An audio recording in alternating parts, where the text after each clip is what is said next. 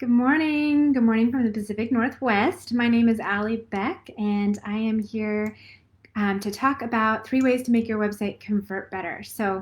I am a website and brand stylist, and I work with women service providers to help make their brands and their websites not just beautiful, but effective, because it really doesn't help your business much if they're not strategic, if they're not helping people reach the goals that you have for them. So today I want to dive in a little bit deeper about the 3 elements of your website and how to make them actually work together to make your website convert. So here's why it's not enough to just have a website. I think when we're starting out, we think, oh, if I just put it up there, like people will come, people will check it out, they'll book my services, and you check it off the list and call it done. But really, a website without a strategy is like a virtual paperweight. It's just out there sitting. Maybe it's not getting any traffic, maybe it is, but people aren't actually doing anything there. So you really want to have a strategy behind it. You want to work together to make it. You want to make those things work together so that it's actually doing the things that you want it to do. You want it to be your 24-hour sales person, because a lot of us are moms, a lot of us are busy. If our websites are working, then we don't have to work as hard. So that's why we want to actually have a strategy behind it. There are really 3 elements of your website. First off is your copy, which is basically another way for saying all of the words on your website, the things that you write on your homepage, on your about page about yourself, on your services page, whatever that might be. And then you have the design. So that is all of the graphic elements that give it the look and the style. So your photos, your colors, the elements that you're putting together. And then the third part that a lot of people don't think about is the site structure. So this is the way that you are leading people through your website. You're almost taking them on a journey, right? When they arrive, you want them to take a next step. And then after that, you want them to take a step after that. So you need to be putting things in your website that help guide them through that journey. People don't necessarily intuitively know what they're supposed to do, so you want to help them do that. So given that structure, there are ways that you can make those 3 things work together to help your website convert better. So that when I say convert, I mean you want to be able to do those things that you are wanting them to do, whether that is book a call with you or buy a product. That could be to sign up for your email list or subscribe to your blog. Maybe you want them to be watching certain videos. Whatever it is, those are the things that are going to help you move that customer through the journey to get to know you better. Because the thing is, the statistic is that people have to have an encounter with a business 7 times before they actually buy from them. And if those encounters are confusing, or maybe they're not even, when they first come to your website, they aren't necessarily going to buy. So there are things that you can do to place them to get to know you better in the intermediary period of time when they're actually getting to know you.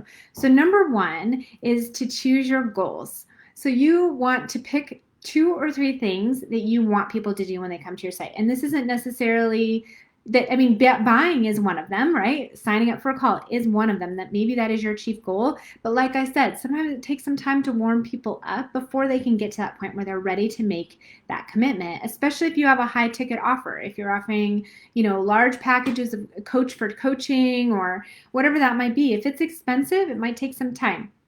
So set some intermediary goals. Like I said, like signing up for an email list, or maybe downloading an app if you have one. So you want to make sure that all paths lead for them to accomplish those goals. So there's no hurdles. You don't want roadblocks in the way. 2 things common mistakes I see on this is that people have dead ends in their site. So maybe on your about page, they're reading through your about page and then they come to the end and there's no next step. So that's called a dead end, where the person's like, okay, I guess I've learned what I need to learn, and they leave.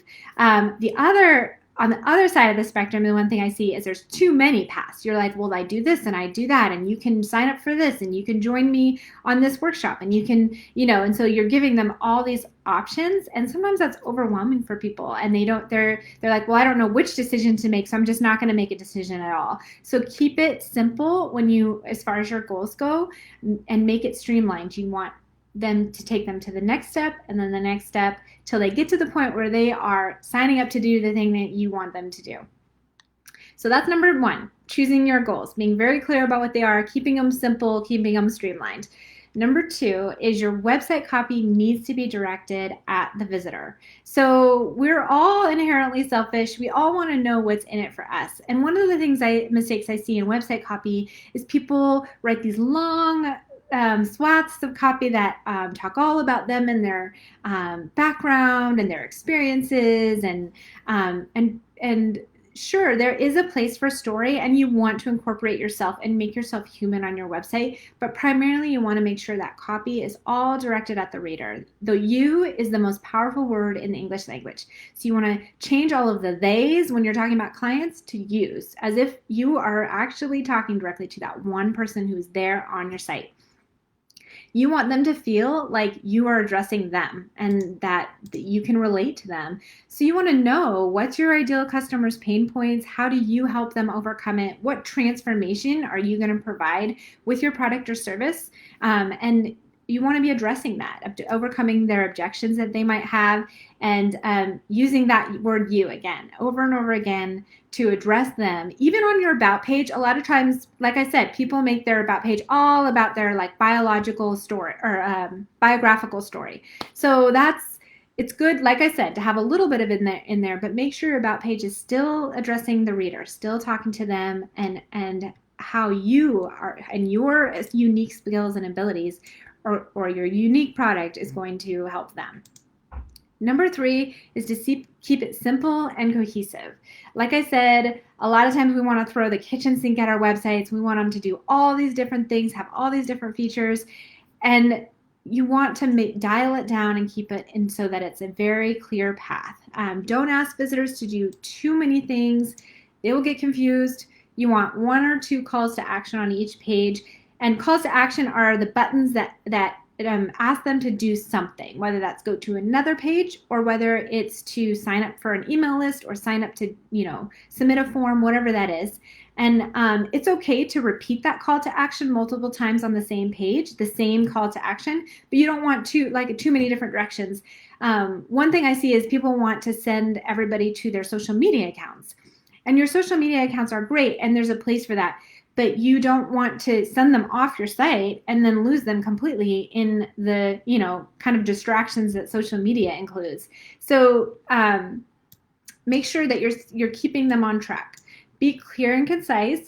Don't use jargon or acronyms. I see this a lot. People use the acronyms that go with their industry, and not everybody knows what those mean, and they're confusing. If someone has to stop and think about it, even if it's an acronym that is, relatively familiar, it can kind of cause some friction there. And we don't want any friction on our site.